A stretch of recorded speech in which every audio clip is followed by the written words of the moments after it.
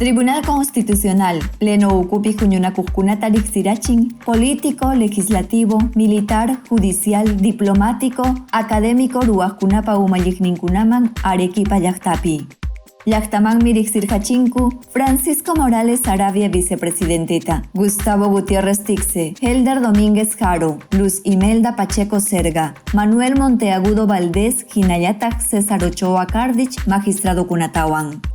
Hatunkaj rimanakuykunatam ñawparirqachin Tribunal Constitucional Vicepresidente Francisco Morales Saravia. Rimariyninpim nirhamun ancha sasachakuy kasqanraykun Tribunal Constitucional umalliq Augusto Ferrero Costa manariyta atinchu. Ichaqa kikin Presidente Ferrero kamachisqanman hinam jurisdiccional llamkaykuna hinallataq audienciakuna puriririshkan Arequipa llaqtapi. Niykamullantajmi Tribunal Constitucional umalliqpa kamachiyninpim kachkan kay killamanta pacha Arequipapi kanhaku orgánico hatipaykunata hatipaspa hinallataq tutela kananpaqpuni sur uraykaq llaqtakunapa derechunkuta ama chaysinankupaq.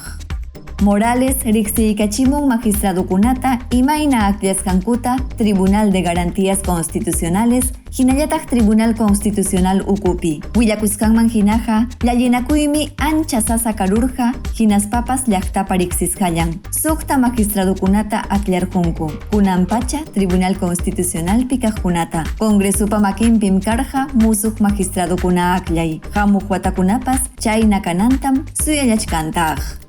Munayninpim kachkan kay hamuq pichqa watakunapi Perú uku sullka suyukunata watukanankupaq Constitucional Justiciata chayachispa. Kayna ruwaykunaqa manaraqmi kanchu. Nirullantajmi magistrado hina akllashqa kasqankumanta pacham sapapunchaw audienciakunata ruwaykunku kikin tribunalpi utaq internet nintakama. Jurisdiccional pleno huñunakuykunapi utaq tupanachisqa qallarikaq hinallataq iskaykaq sala ukukunapi. Sapakama salatam umallichkanku Manuel Monteagudo hinallataq Gustavo Gutiérrez magistradokuna.